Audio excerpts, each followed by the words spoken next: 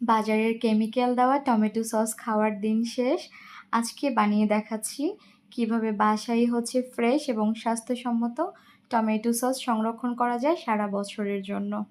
এখানে বেশ কিছু টমেটো নিয়েছি, ধুয়ে তারপর আমি কেটে নিলাম। নিয়েছি অর্ধেকটা বিটরুট, পুরোটা দেওয়ার দরকার নেই।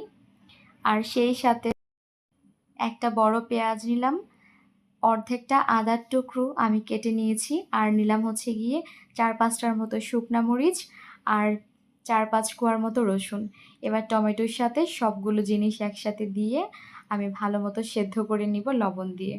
সেদ্ধ হয়ে গেলে ঠান্ডা করে নিয়ে এবার ব্লেন্ডারে ব্লেন্ড করে নিব। এবার বড় একটা চালনিতে নিয়ে ভালো মতো চেলে নিব। এতে করে টমেটোর যে আঁশ থাকবে বা বীজগুলো থাকবে ওগুলো সেপারেট হয়ে যাবে। এবার আমরা হোয়াইট ভিনিগার বা সিরকা যেটাই বলি না কেন, 1 কাপ পানির সাথে 1/2 কাপ হোয়াইট ভিনিগার আমি মিক্স করে নিব। মিক্স করে নিয়ে টমেটোটাকে আমি চুলায় বসিয়ে দিলাম, টমেটো পিউরিটাকে। এবার ভিনিগারটা আমি দিয়ে দিব উপর থেকে। সবটা একবারে দিব না, হাফ করে দিব, আর নাড়তে থাকবো।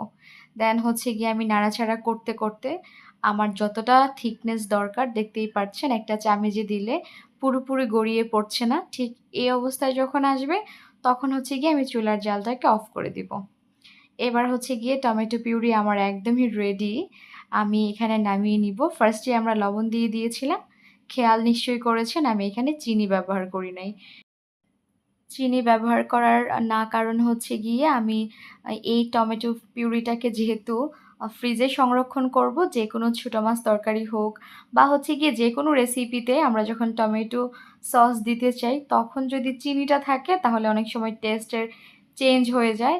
সেজন্য আমি এখানে চিনিটা অ্যাড করিনি, যেকোনো তরকারিতে দেওয়া যাবে। এবার যদি আমরা সস হিসেবে খেতে চাই তাহলে প্যানে একটু চিনি দিয়ে হালকা একটু গরম করে নিয়ে ফ্রিজে ঠান্ডা করে নিলেই একদম রেডি হয়ে যাবে পারফেক্ট টমেটো সস। এবার এই সসটাকে ফ্রিজে সংরক্ষণ করে রেখে খাওয়া যাবে নির্দ্বিধায় 1 বছর।